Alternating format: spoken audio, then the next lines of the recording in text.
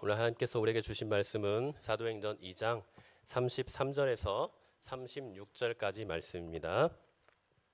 사도행전 2장 33절에서 36절까지 말씀입니다. 한 절씩 교독하도록 하겠습니다. 하나님의 오른손으로 예수를 높이심에 그가 약속하신 성령을 아버지께 받아서 너희가 보고 듣는 이것을 부어주셨느니라.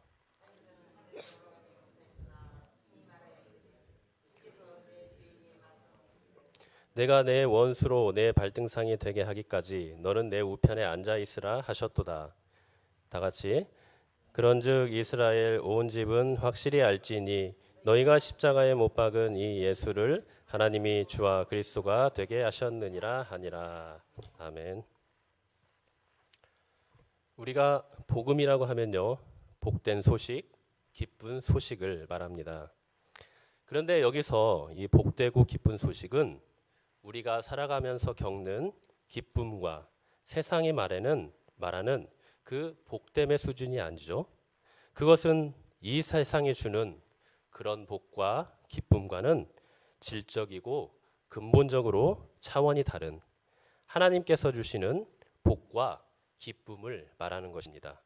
바로 죄와 죽음, 사단의 결박에서 참된 자유함의 기쁨이며 죄로 인해 하나님과 영원히 함께 할 수 없었던 완전히 깨어져 버린 관계에서 다시금 그 관계가 회복되고 이제는 하나님 안에서의 참 생명과 안식의 모든 하늘의 복을 누리는 그러한 참되고 영원한 복을 말하는 것입니다. 그렇기 때문에 하나님께서 우리에게 주신 이 복음은 우리에게 있어서 세상 그 무엇보다도 가장 귀하고 최우선적인 이 필요라고 할 수가 있습니다. 우리는 이 세상을 살아가면서 필요한 것이 참으로 많이 있습니다. 그러나 그러한 것들은 단지 이 세상에서 우리가 살아가는 동안에만 필요한 것들이고 그 필요가 채워졌다 하더라도 우리 인간의 가장 본질적인 문제인 죄와 구원의 문제는 결코 해결할 수 없는 것이죠. 그래서 우리에게는 영원한 하나님의 생명과 의가 담겨져 있는 이 복음이 절실히 필요한 것입니다. 그럼 이 복음이 이렇게 가장 중요하고 가장 우선적인 필요라는 것을 인식했다면 다음으로 우리가 해야 될 일은 무엇일까요? 그것은 바로 복음의 내용에 대해 바로 알고 분명히 이해하는 것입니다. 왜냐하면 이 복음에 대한 내용을 바로 알고 이해할 때에야만 우리는 그 복음 안에 있는 모든 하나님의 복과 은혜들을 풍성히 누릴 수 있기 때문입니다. 그럼 우리가 어떻게 이 복된 은혜의 복음을 바로 알 수가 있을까요? 비결은 단 하나입니다. 바로 이 복음을 풍성히 계시하신 기록된 하나님의 말씀인 성경을 보는 것입니다. 성경은 처음부터 요한계시록 마지막까지 이 복음으로 가득 차 있고 또 분명히 계시되어 있기 때문입니다. 그래서 복음은 사실 성경 66권 전체가 다 하나님의 복음의 말씀이라고 할 수가 있습니다.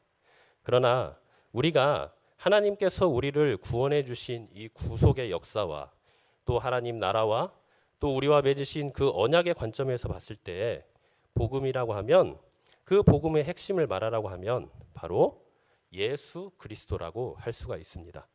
왜냐하면 하나님은 죄와 반역으로 말미암아 영원한 죽음과 형벌을 받게 된 인간에게 참 생명과 회복을 참 구원자 되시는 이 예수 그리스도를 통해 약속해 주셨기 때문입니다. 이 약속이 바로 복음인 것이죠. 그래서 우리가 참 생명으로 거듭나고 또 하나님과 거룩한 자녀로서의 관계로 다시 온전하게 회복되기 위해서는 반드시 이 복음을 통해서만 가능한 것입니다. 이렇게 복음이 우리에게 있어서 유일한 구원의 기쁘고 복된 소식이며 그 복음이 예수 그리스도라는 내용은 로마서 1장에 가장 분명하게 나와 있습니다. 제가 읽어드리겠습니다. 로마서 1장 2절에서 4절의 말씀을 보면 이 복음은 하나님이 선지자들을 통하여 그 아들에 관하여 성경에 미리 약속한 것이라. 그의 아들에 관하여 말하면 육신으로는 다윗의 혈통에서 나셨고 성결의 영으로는 죽은 자들 가운데서 부활하사 능력으로 하나님의 아들로 선포되셨으니 곧 우리 주 예수 그리스도시니라. 자, 그러니까 성경에서 말하는 이 복음이 누구라는 겁니까? 바로 예수 그리스도라는 거예요. 그리고 복음의 내용도 무엇입니까? 바로 예수 그리스도라는 것이죠. 물론 좀 전에도 말했듯이 이 복음은 하나님의 말씀 전체가 다 복음입니다. 그러나 여기서 말하는 제가 말하는 이 복음의 핵심이라는 이 예수 그리스도는요, 하나님께서 죄와 또 죽음 가운데 있는 우리를 구원하신 그 구속의 역사 가운데 있어서 바라봤을 때, 그 관점에서 바라봤을 때, 또 그러한 역사 속에서 우리에게 예수 그리스도를 약속해 주신 그 언약적 관점에서 봤을 때 복음의 핵심은 바로 이 예수 그리스도라는 것입니다. 그럼 성경에 나와 있는 죄와 죽음과 어떤 비참한 내용은 복음에 속해 있지 않을까요? 넓게 보면 그것도 다 복음 안에 속해 있는 것입니다. 자, 우리가 복음을 기쁜 소식, 복된 소식이라고 하죠. 그러면 우리에게 복된 소식이 되고 기쁜 소식이 되기 위해서는 먼저 어떤 소식이 있어야 될까요? 바로 그 죄로 인한 가장 비참한, 가장 슬픈 소식이 있어야 됩니다. 그래야 그것을 극복한 이 복음이 되고 우리에게 가장 복이 되고 기쁨의 소식이 되는 것이죠.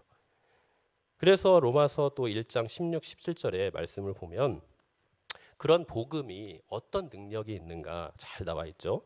내가 복음을 부끄러워하지 아니하노니 이 복음은 모든 믿는 자에게 무엇을 주시는? 구원을 주시는 하나님의 능력이 됨이라. 먼저는 유대인에게요, 그리고 헬라인에게로다. 이 복음에는 무엇이 있다? 하나님의 의가 나타나 있다. 그래서 이것을 어떻게 받느냐? 믿음으로 믿음에 이르게 한다. 그러니까 믿음을 통해서 이 복음 안에 있는 하나님의 영원한 생명과 그의 의와 하나님 나라를 우리가 상속받게 된다는 것이죠. 그렇기 때문에 복음은 우리에게 있어서 너무나도 중요하고 최우선적인 우리의 필요라고 할 수가 있습니다. 자, 어떻습니까? 복음이 한마디로 예수 그리스도라는 것이 분명하게 나와 있지요. 이렇게 참된 복음이 성경에 분명히 나와 있는데 여전히 세상 사람들은 이 예수 그리스도의 참 복음을 모른 채 자기의 복음 또 내가 복음을 믿고 따르며 살아가고 있는 현실을 보게 됩니다. 이 신약 성경이 쓰여질 당시에는 로마의 황제와 그 황제가 베푸는 모든 혜택들이 복음이었습니다. 황제가 하나님을 모르는 이방인들에게 있어서 그들을 다른 민족들의 침입과 위험에서 구원해 주었고 또 여러 가지 쾌락과 사회적인 혜택을 주었기 때문에 그들에게 참 복과 기쁨을 주는 그 황제가 바로 복음이었던 것이죠. 요즘 시대도 마찬가지도 우리가 살아가는 현 시대 또한 그 양상과 내용만 조금 다를 뿐이지 여전히 돈과 권력과 명예와 과학과 철학과 또 좋은 인간관계 또 우리가 추구하는 그 쾌락들 이 자신의 이기적인 자아들 이런 것들이 그들의 복음이 되어 그들을 나의 주인이요 왕으로 삼고 그것에 종노릇하며 완전히 붙들려 아둥바둥하며 살아가고 있는 것을 보게 됩니다. 그래서 사실 예수 그리스도의 참 복음은 이렇게 참된 복음이 무엇인지를 모르는 자들에게 절실히 필요합니다. 하지만 주님을 믿는다고 하는 우리 그리스도인들에게도 더욱 분명히 알아야 하는 신앙의 핵심 중에 핵심이라고 할 수 있습니다. 이 복음을 바로 아느냐 모르느냐에 따라서 불신자들은 그들의 영원한 생과 사가 갈라지게 되고요. 우리 그리스도인들에게는 복음 안에 있는 풍성한 하나님의 복과 은혜를 누리느냐 그렇지 못하느냐의 열쇠가 이 복음이기 때문입니다. 그래서 이렇게 복음은 불신자나 그리스도인 모두에게 가장 긴급하고 중요하기 때문에 우리는 무엇보다도 이 복음이신 예수 그리스도에 대해 바로 알고 전하는 일에 가장 힘써야 할 것입니다. 그래서 사도행전에서도 처음부터 하나님은 복음에 대해 말씀을 하십니다. 약속하신 성령님을 오순절 날에 보내주셔서 성령의 충만함을 받은 자들에게 가장 먼저 역사하신 일이 바로 외국 방언을 말하게 하시며 하나님의 큰 일인 이 복음을 말하게 하신 것입니다. 이 복음의 내용은 어떤 것이었습니까? 바로 예수 그리스도의 십자가의 복음이었죠. 고린도전서에서 말하는 그 십자가의 도를 말하는 것입니다. 우리가 이것을 어떻게 합니까? 바로 이후에 일어난 이 베드로의 오순절 설교를 통해서 알 수가 있습니다. 성령의 충만함을 받은 이 베드로가 담대해지고 성령의 능력과 지혜로 구약 성경의 계시를 깨닫고 그 안에 숨겨진 이 복음, 참 복음인 예수 그리스도에 대해서 밝히 설명하고 있는 것을 볼 수가 있습니다. 먼저 유엘 선지자 예언을 통해서 성령께서 오셔서 그 복음의 내용을 밝히 드러내시고 하나님의 자녀들이 그 복음을 분명히 깨달은 것인데 그 핵심이 어디에 나옵니까? 21절에 보면은 나오고 있죠. 21절의 말씀에 누구든지 주의 이름을 부르는 자는 구원을 얻는다 이렇게 나옵니다. 이 말은 결국 성령님께서 이 땅에 강림하셔서 하실 사역의 핵심이 바로 예수 그리스도의 복음을 분명하게 밝히 드러내시고 자신의 택한 백성들이 그 복음을 듣고 깨닫고 믿을 때 구원해 주시겠다는 약속이었던 것입니다. 이렇듯이 성령의 강림으로 시작된 신약 시대, 교회의 시대, 성령의 시대를 성령 하나님께서는 복음을 밝히 드러내시고 선포하심으로 시작을 하셨고 그 복음을 통해 하나님 나라를 세워가시고 계시는 것입니다. 그리고 사도행전과 그 후의 모든 시대의 모든 택한 백성들이 이 복음을 통해 하나님 나라 안으로 들어가게 되고 세상은 이 복음으로 하나님 나라를 침투시키는 것입니다. 그래서 누가복음 16장 16절을 보면 그런 말씀이 있죠. 율법과 선지자는 요한의 때까지요. 그 후부터는 하나님 나라의 복음이 전파되어 사람마다 그리로 침입하느니라. 이 복음을 통해 주님의 택한 백성들이 하나님의 나라에 들어간다고 분명히 말씀하고 계십니다. 이후 베드로는 하나님 나라의 큰 일인 이 예수 그리스도의 복음의 내용을 계속해서 이어 나가는데요. 우리가 지난주까지 살펴봤던 말씀이죠. 무엇입니까? 바로 23절에서 32절까지 말씀입니다. 바로 예수님의 전 생애와 죽으심과 부활이었습니다. 즉 예수님의 성육신, 고난, 온전한 순종, 십자가의 죽음, 부활의 예수 그리스도의 복음의 핵심을 말했죠. 이것의 핵심 내용이 무엇입니까? 바로 우리 예수님께서 이렇게 우리를 위해 하나님의 구원의 뜻과 율법에 온전히 순종하시어 우리의 의가 되셨다는 것입니다. 또 십자가에 달려 죽으심으로 우리의 모든 죄가를 청산하시고 부활하신 것이 결국 우리에게 생명의 길이 되었다는 거죠. 우리 모두를 위한 그분의 한없는 긍휼과 사랑이요 은혜라는 것입니다. 이것을 다윗이 인용한 시편 16편을 들어 잘 설명하고 있죠. 32절을 보면 그분이 바로 예수 그리스도라는 것이 분명히 나와 있습니다. 그리고 그분이 십자가의 대속의 은혜와 부활을 통해 보여주신 그 사랑과 은혜가 우리에게 생명의 길이었음을 28절 말씀을 통해 또 분명히 말씀하고 계시죠. 이렇게 해서 베드로 사도는 계속해서 우리가 받은 이 생명의 복음, 즉 예수 그리스도의 복음이 그분의 성육신과 고난, 십자가의 죽음, 부활임을 분명히 밝히고 넘어가고 있습니다. 이것은 분명히 복음의 핵심인 예수 그리스도에 대한 중심 내용입니다. 그럼 복음이 여기서 끝날까요?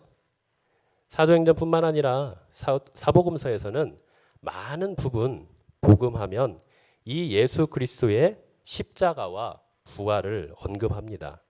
그리고 바울과 사도들이 복음을 전할 때에도 이 십자가와 부활을 중심으로 계속해서 외쳤죠. 그렇기 때문에 우리가 자칫 잘못하면 예수님의 복음에 대해 부분적이고 파편적으로 이해하고 그렇게 부분적이고 그리고 파편적으로 이해하고 넘어갈 수가 있습니다. 그러나 그렇지가 않죠. 우리가 복음을 이해할 때는 물론 가장 핵심이 예수 그리스도의 십자가와 부활이지만 우리는 이 복음을 보다 거시적이고 또 총체적으로 이해할 필요가 있습니다. 서두에도 말씀드렸죠. 복음은 기록된 하나님의 성경 말씀 전체라고요. 예수 그리스도의 복음도 마찬가지입니다. 그분의 복음을 이야기할 때 우리는 성육신 하시어 부활하심으로 모든 것이 완성되고 끝난 것처럼 여길 때가 있지만 사실은 그렇지가 않다는 것입니다. 뭐가 더 남아있죠? 바로 예수님의 부활 후 승천과 또 재림이 남아있습니다. 오늘 본문 말씀은 그 승천의 내용을 다루고 있는 말씀입니다. 많은 분들이 승천하면 대부분 주님께서 십자가와 부활을 통해 우리의 구속을 성취하시고 본래 그분의 자리로 있던 하늘나라로 올라가셨다는 그 사실을 아는 정도로 이해하고 있는 경우가 참 많습니다. 그렇기 때문에 주님의 복음과 구속사에 있어서 주님의 승천이 가지고 있는 중요하고 풍성한 내용을 지나치기가 아주 쉽다는 거죠. 하지만 오늘 말씀을 보면 주님의 승천이 복음에 있어서 얼마나 중요한 의미를 가지고 있으며 또 구속사에 있어서도 핵심 내용인지를 우리가 알게 됩니다. 자, 오늘 말씀을 통해 복음 안에 있는 이 주님의 승천에 대한 귀한 의미와 은혜들을 풍성히 누리시기 바랍니다. 자, 먼저 33절에서 베드로 사도는 예수님의 승천이 하나님 아버지께서 하신 일임을 분명히 밝히고 있는 것을 볼 수가 있습니다. 하나님이 오른손으로 예수를 높이심에 라고 이렇게 말씀하셨죠. 자, 예수님이 하나님 아버지에 의해서 승천하셨다는 것입니다. 예수님을 높이신, 승천케 하신 이 주체가 누구로 나옵니까? 바로 하나님이시라는 겁니다. 이것이 여러분 무엇을 말합니까? 예수 그리스도를 통해 우리를 구원해 주신 이 복음의 역사를 누가 계획하고 이루신다는 거예요? 바로 하나님이시라는 겁니다. 우리의 구원은 전적으로 성삼위 하나님에 의해 이루어진 역사이자 작품이라고 할 수가 있습니다. 이 말은 반대로 구원에 있어서 우리가 할 수 있는 일은 아무것도 없다라는 거죠. 우리는 그저 하나님의 긍휼하심과 그분의 은혜로 구원을 받은 것입니다. 그래서 우리는 늘 하나님의 그 크신 은혜에 구원의 은혜와 사랑에 감사해야 되며 또 그 은혜의 빚을 갚기 위해 주님과 복음의 증인된 삶을 살아야 되는 것이지요. 물론 그렇게 산다고 해도 주님께 진 이 은혜의 빚을 절대 갚을 수는 없습니다. 그래서 우리를 위해 베푸신 그 구원이 은혜일 수밖에 없다는 것이죠. 주님의 은혜는 무한합니다. 영원합니다. 너무 많아요. 그렇지만 우리가 지은 죄 어떻습니까? 우리가 지은 죄도 동일하죠. 왜요? 저번에도 말씀드렸듯이 우리가 짓는 죄는요. 누구 앞에서 짓는 죄입니까? 하나님 앞에서 짓는 죄입니다. 그런데 그 하나님은 어떤 하나님이십니까? 영원하신 하나님이세요. 그렇기 때문에 우리가 짓는 죄도 어떤 죄입니까? 영원한 죄가 되는 것입니다. 그 영원한 죄, 절대 인간으로서는 감당할 수조차 없는 그 죄를 누구만 해결하실 수 있습니까? 바로 영원한 생명을 가지신 영원한 은혜의 원천이신 하나님만이 감당하실 수 있다는 것입니다. 그렇기 때문에 하나님께서 예수 그리스도, 자신의 아들, 자신의 본체, 그 영원하신 하나님이신 예수 그리스도를 이 땅에 보내주신 것입니다.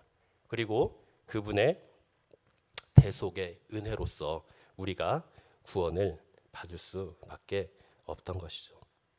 성삼위 하나님께서 이루시는 구원에 우리는 우리가 받은 구원에 대해 신뢰하며 그래서 소망을 가질 수밖에 없는 것입니다. 만약 우리가 받은 구원에 나에게서 나온 것이라면 항상 불안하고 두려움에 휩싸일 것입니다.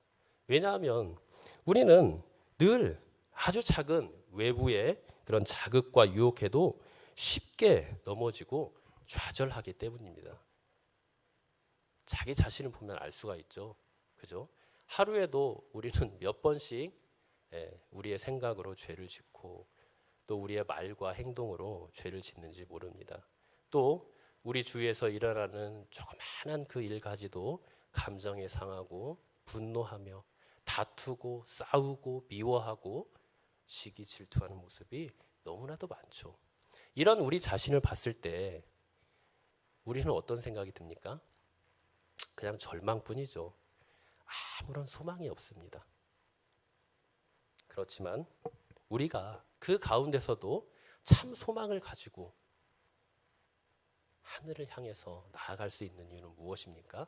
바로 이 영원하신 생명의 근원 되신 우리 주님께서, 하나님께서 내가 이루지 못하는, 내가 할 수 없는 그 모든 율법의 순종과 하나님 말씀의 순종과 그 모든 죄에 대한 형벌을 다 담당하셨기 때문입니다. 이것이 바로 복음인 것이죠. 그래서 우리에게 주님이 필요하고 주님 없으면 안 되는 것입니다. 오직 은혜입니다. 오직 예수 그리스도입니다. 오직 하나님의 말씀입니다. 그리고 그 모든 가운데 우리들이 할 일은 무엇입니까? 오직 영광을 그 하나님께 돌리는 것이죠. 그래서 종교개혁 시대는 이 5가지의 이 기치를 가지고 종교개혁이 시작되었습니다. 오직 말씀, 진리, 그 안에 무엇이 있습니까? 바로 이 생명의 복음이 들어있는 것입니다. 그 복음의 핵심이 누구입니까? 바로 예수 그리스도가 되는 것이죠. 그리고 그 예수 그리스도의 그 복음은 어떻게 우리에게 주어졌습니까? 바로 그 무한하신 하나님의 은혜를 통해서 주어졌다는 것입니다. 그리고 그 은혜를 받아 구원함을 얻고 의롭게 되고 하나님의 자녀가 된 백성들이 이제 해야 될 일은 무엇이냐? 바로 하나님께 영광을 돌리는 것밖에는 없다는 것이죠. 다른 길이 없습니다. 그렇기 때문에 오직이라는 말을 붙였습니다. 이게 굉장히 중요합니다. 세상에는 많은 길과 또 많은 진리가 있다고 말을 하죠. 그러나 성경이 말하는 진리는 딱 하나입니다. 오직 하나님의 말씀 예수 그리스도밖에는 없는 것입니다. 우리 모든 성도님들은 이 하나님께서 이 말씀으로 계시하신 이 복음을 분명히 깨닫고 그 복음을 통하여서 이 하나님께서 주시는 복과 은혜들을 누리며 또 그것들을 이 세상 가운데 흘려보내는 주님의 복된 삶을 사시기를 간절히 바랍니다. 이 하나님의 구속만을 온전히 믿고 신뢰하는 우리 성도는 그래서 참으로 복된 자들이라고 할 수 있습니다. 그럼 예수님께서 이제 높아지셔서 하신 일들이 무엇입니까? 높아지셨다는 말은 무엇일까요? 이것이 바로 복음의 핵심 내용인 승천의 핵심 내용이 될 것입니다. 먼저 이 33절의 말씀에서 보면 약속하신 성령님을 보내주셨다고 합니다. 그러니까 성령님께서 이 땅에 강림하신 것은 바로 예수님께서 승천하시고 높아지신 후에 하신 첫 번째 사역이라는 거죠. 그럼 왜 예수님은 하필 성령님을 자신이 이 땅 가운데서 공생애를 사실 때에 보내주시지 않고 굳이 승천하신 후에 보내주셨을까요? 그 첫 번째 이유는 바로 성령님이 하시는 일과 관련이 있습니다. 성령님은 어떤 일을 하십니까? 많은 일을 하시지만 구속사적인 관점으로 봤을 때 성령님은 예수 그리스도께서 객관적으로 이루신 그 구속을 우리에게 개인적으로 주관적으로 적용하는 일을 하십니다. 자, 예수님이 십자가에서 우리의 모든 죄와 허물을 지고 죽어 주셨습니다. 그리고 부활하셨죠. 그래서 예수님께서 우리에 대한 구속을 이제 성취하셨습니다. 자, 그럼 예수님께서 우리에 대한 그 구속을 성취하셨다고 했을 때 바로 우리의 구원이 이루어지나요? 주님이 구원을 성취를 하셨어요. 그런데 우리의 구원이 바로 이루어지냐는 것입니다. 절대 그렇지 않습니다. 우리의 구원이 이루어지기 위해서는요, 두 가지 조건이 필요해요. 그 첫 번째 조건은 바로 예수님께서 십자가에서 우리의 죄값을 다 치러 주셔야 됩니다.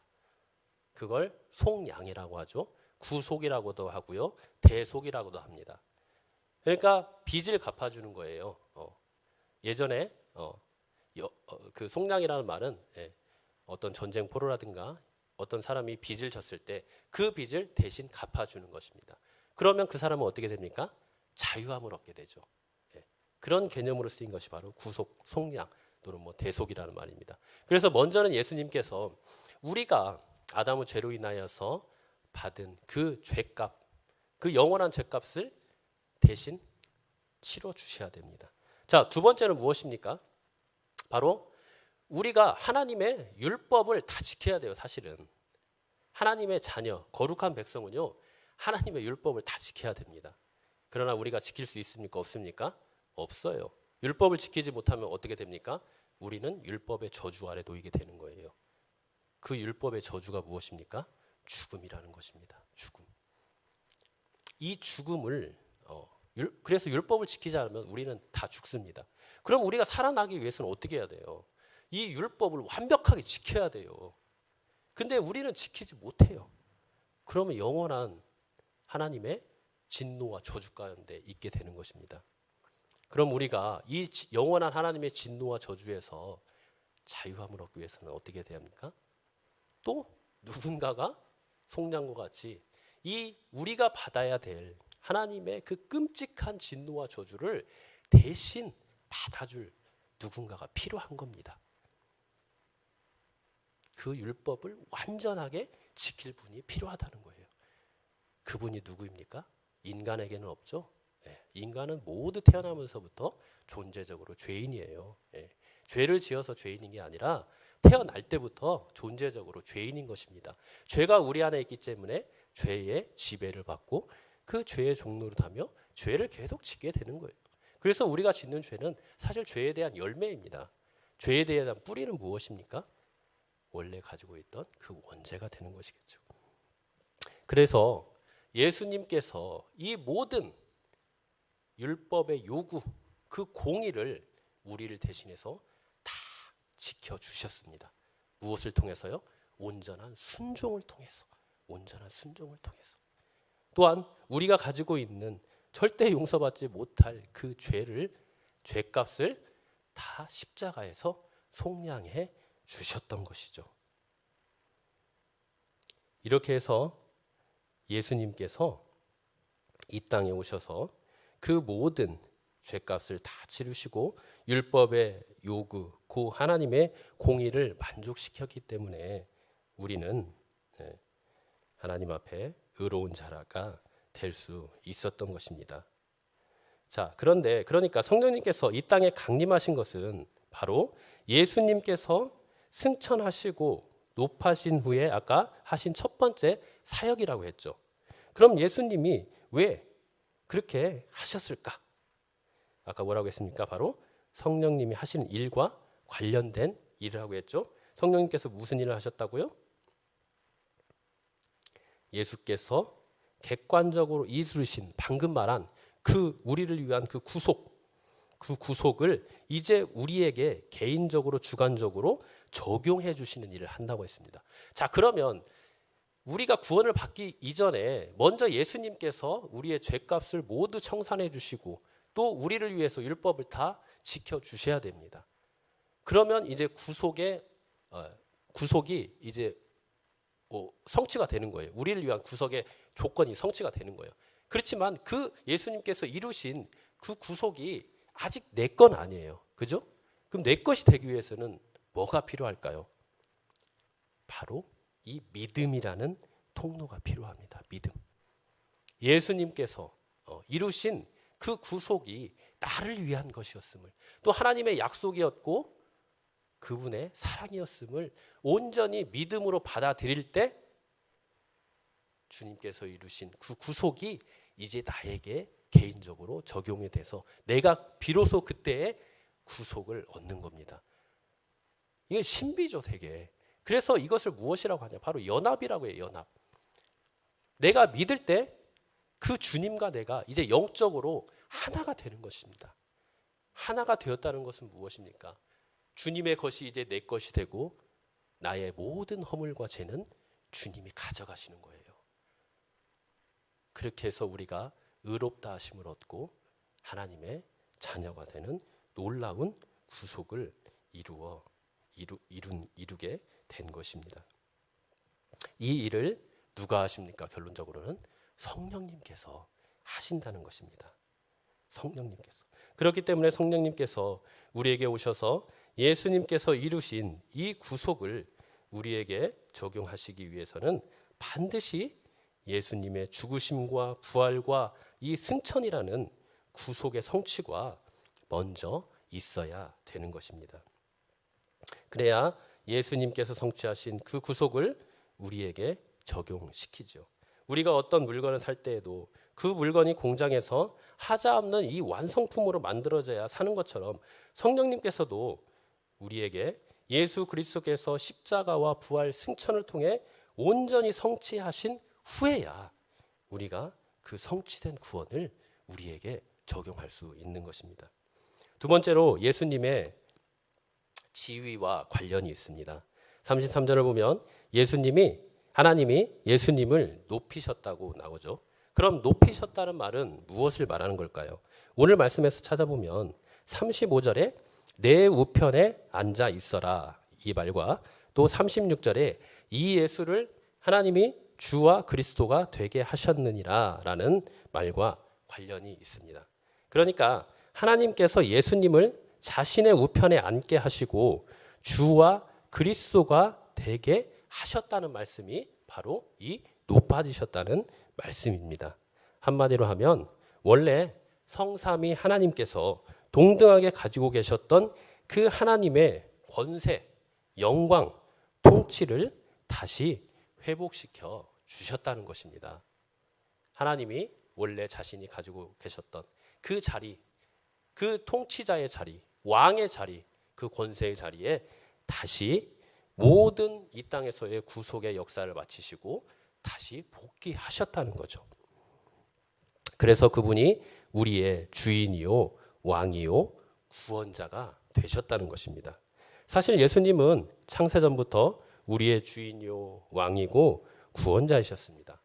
그런데 왜 하나님은 이러한 예수님의 주와 그리스도로서의 권세와 영광과 통치를 다시 회복시키셔야 했을까요? 그것은 바로 예수님께서 스스로 그 모든 것들을 우리를 위해 버리셨기 때문입니다. 자신이 가지고 계시던 왕으로서의 영광과 권세를 스스로 버리시고 연약하고 비천한 우리 인간과 똑같은 모습으로 이 땅에 오셔서 우리가 지키지 못한 율법에 대해 온전히 순종하시어 우리의 의가 되셨고 또 전적으로 타락해 도저히 인간 스스로가 감당하지 못하는 모든 죄값과 형벌을 십자가에서 담당하시기 위해서 스스로 그 모든 하늘 영광을 버리고 오셨다는 것입니다.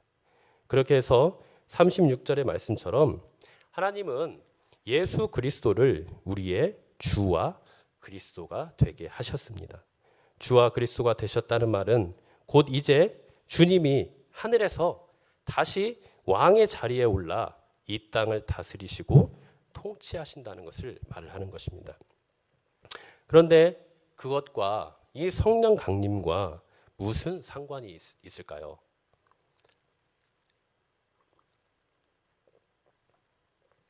아까 주님께서 하늘로 높아지셔서 이제 왕의 그 영광과 권세를 다시 회복하시고 성령님을 보내주셨다고 했잖아요. 그죠? 네.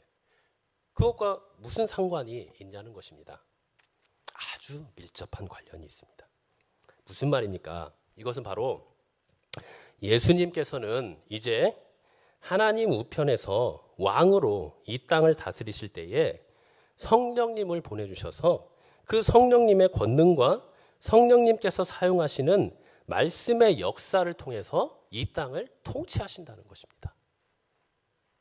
따라서 33절에서 이 높아지신 예수께서 성령님을 보내주신 사건은 예수님께서 다시 원래 앉으셨던 왕의 자리에 복귀하시어 그분의 권세와 영광으로 이 땅을 통치하기 시작했다는 것을 의미하고 증명해 주시는 거죠. 주님의 통치가 성령님을 통해 이제 이 땅에 실현되고 있는 것입니다. 그래서 지금의 신약의 시대를 성령님을 통해 주님께서 통치하시기에 성령의 시대라고 하고요. 그 성령님은 진리의 말씀을 교회에 주시고 그 말씀으로 교회를 통해 이 땅을 다스리고 계시기에 교회의 시대라고도 부르고 있습니다. 그렇게 주님은 이 땅을 성령님을 통해 통치하시는데 그럼 성령님은 구체적으로 어떻게 통치하십니까? 33절을 보면 나와 있습니다. 자, 33절을 보면 성령님께서 이 땅에 오셔서 뭐라고 하십니까? 하신 일이 뭐라고 나옵니까? 너희가 보고 듣는 이것을 부어 주셨다라고 말합니다. 자, 그러면 너희가 보고 듣는 이것은 무엇을 말하는 걸까요? 지금 베드로가 설교하고 있는 곳에 있는 이곳에 있는 제자들과 많은 사람들이 보고 있는 것, 듣고 보고 있는 것이 무엇입니까? 바로 앞절에 있는 말씀이죠. 어디에 나옵니까? 바로 하나님의 큰 일을 말하는 겁니다. 하나님의 큰 일. 바로 오순절날 성령의 충만함을 받고 그들에게 주셔서 말하게 하신 하나님의 큰 일, 즉 예수 그리스도의 복음을 말하고 있는 것이죠.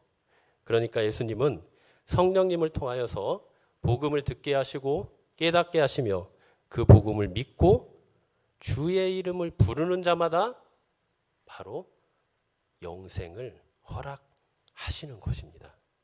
이것이 바로 왕으로 높아지신 예수 그리스도의 성령님을 통한 통치 사역이자 방식입니다. 베드로는 이렇게 십자가와 구속을 통해 우리의 구속을 온전히 성취하신 예수님의 높아지심과 또 통치가 그저 자신이 지어낸 이야기나 한간에 떠드는 사람들의 지어낸 그 이야기가 아닌 하나님께서 약속하시고 반드시 이루시는 참 진리임을 강조하기 위해서 무엇을 인용합니까? 바로 오늘 말씀에 있는 34절에 있는 35절에 있는 34절 35절에 있는 이 시편 110편 1절의 말씀을 인용합니다. 여호와께서 내 주에게 말씀하시기를 내가 내 원수를 내 발등상에 되게 하기까지 너는 내 오른쪽에 앉아 있으라 하셨도다. 자, 지금 이 말을 누가 하고 있습니까? 다윗이 하고 있죠. 그죠? 예. 자, 우리는 구약 시대에 하나님께서 하신 이 말씀, 계시, 이 복음이 어디에서 이제 실현이 됩니까? 성취가 됩니까? 이제 신약 시대에 와서 성취가 됩니다. 특별히 이 계시의 정점 그리고 핵심인 이 예수 그리스도의 이 십자가의 복음, 이것이 신약 시대에 와서 이제 성취가 되잖아요. 그죠? 예.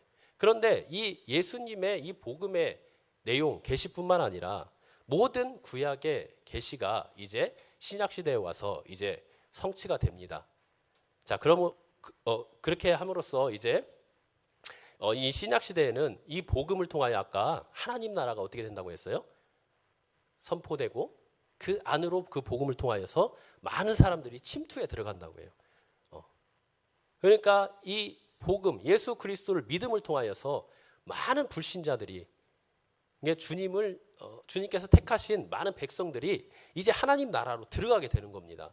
이 복음의 문 외에는 그 하나님 나라에 들어갈 수 있는 문이 없는 거예요. 여러분들도 다 마찬가지입니다. 이 복음을 통해서 하나님 나라에 들어갔고 하나님의 거룩한 백성이 되었습니다. 자, 그런데 지금 이런 말씀들을 이제 사도행전이나 그 위에 이제 모든 신약의 그 역사들을 보면 이제 복음을 통하여서 하나님 나라가 전파되고 많은 백성들이 구원함을 얻죠. 그러면서 이제 사도들과 많은 주의 제자들이 이 복음을 전하게 됩니다. 자, 전하게 돼요. 자, 그런데 특이한 점은 이 사도들과 그 제자들이 이 복음을 전할 때 구약 성경의 말씀을 참 많이 인용을 해요. 이것은 사도들뿐만 아니라 예수님도 마찬가지였어요. 왜 이렇게 구약 성경을 많이 인용을 했을까요? 좀 궁금해하지 않으셨어요? 전 좀 궁금했는데 왜 그랬을까요? 왜 구약성 굳이 구약성 얘기 안 해도 되잖아요. 그죠? 그냥 복음 선포하면 되잖아요. 왜 그랬을까요?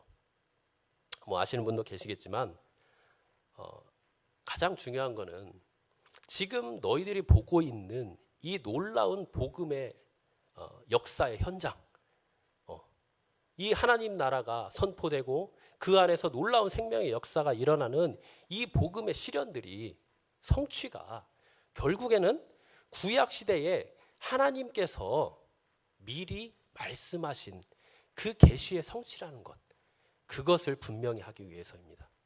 그러니까 지금 사도들이 전하고 있는 이 복음이 그냥 자신들이 지어내는 복음이 아니라는 거예요. 또 한간에 떠도는 그런 소문이 아니라는 거예요.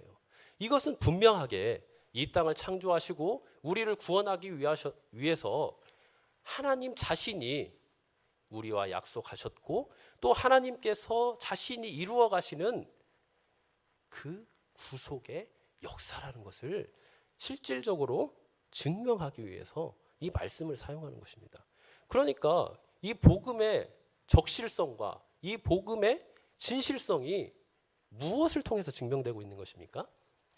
우리가 지어낸 말이나 철학이나 내 생각이 아니라 바로 하나님께서 구약시대에 본인이 직접 하신 이 구약 성경의 말씀을 통해서 직접 증거를 하고 있는 것입니다. 여러분, 이게 정말 중요한 거예요. 우리에게 있어서 참된 진리, 뭐 한간에는 그런 사람들이 많이 있어요. 변증하면서 뭐 복음을 변증해야 된다.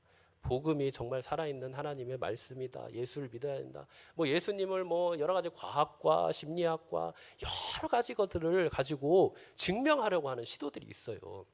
물론 그것들도 필요하죠. 왜냐하면 이 세상 학문도 하나님께서는 일반 은총적인 면에서 사용을 분명히 하십니다. 그러나 우리에게 있어서 복음의 가장 확실한 증거이자 믿음과 소망이 되는 이유는 무엇이냐? 바로 하나님께서 이미 구약시대에 자신의 입을 통하여서 약속을 해주셨다는 것입니다. 하나님의 말씀인 거죠.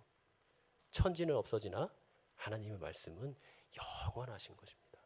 이 예수 그리스도, 이 복음의 진리이자 핵심이자 중심이신 예수님께서 그래서 말씀하셨잖아요. 내가 곧 길이요 진리요 생명이다. 영어 성경으로 보면요, 여기에 정관사 더가 다 붙어 있습니다. 네, 정관사 더. 길, 더 웨이. 네, 진리, 더 트루스. 뭐가 있습니다? 길이요 진리요 생명이다. 더 라이프. 한번 보세요. 이 더라는 말이 다 붙어 있습니다. 왜 그렇습니까? 오직 복음은 한 분 예수 그리스도라는 거예요. 오직 우리에게 생명의 길, 진리가 되는 것이고 생명은 딱 하나, 이 성경 말씀, 진리, 복음, 예수 그리스도밖에 없다는 것입니다. 그래서 지금 다윗은 시편 110편 1편을 들어 지금 그렇게 말을 하고, 이 복음이 진짜라는 거, 이 복음이 하나님께서 하신 신실하신 하나님의 말씀이자 예언이자 계시이자 또 그분께서 이루신 성취라는 것을 분명히 지금 이 구약 말씀을 통해서 증명하고 있는 것입니다. 그러면서 마지막에 뭐라고 합니까? 이 예수를 하나님이 주와 그리스도가 되게 하셨다. 결론을 딱 짓는 거죠. 이 계시의 말씀, 복음이 이제 성취가 되어서 그 부활하시고 승천하셔서 하늘 보좌에 그 영광에 앉으시고 왕으로서 이 땅을 통치하실 것이라는 다윗을 통해 주신 그 말씀이 확실하고 이루어졌다는 것을 지금 분명하게 말을 하고 있는 것입니다. 그렇습니다. 우리에게 있어서 참된 복음이 정말 절실히 필요합니다. 그런 복음을 받은 우리, 이제 그 복음을 받음에 감사하며 또 그 복음의 은혜와 복들을 충만히 누리시길 바랍니다. 그러나 누릴 뿐만 아니라 이제 그 복음의 빚진 자로서 내 가족과 내 이웃과 또 세계 열방을 향하여 그 복음의 귀한 통로가 되는 여러분이 되기를 간절히 바랍니다. 네, 함께 찬양하시겠습니다.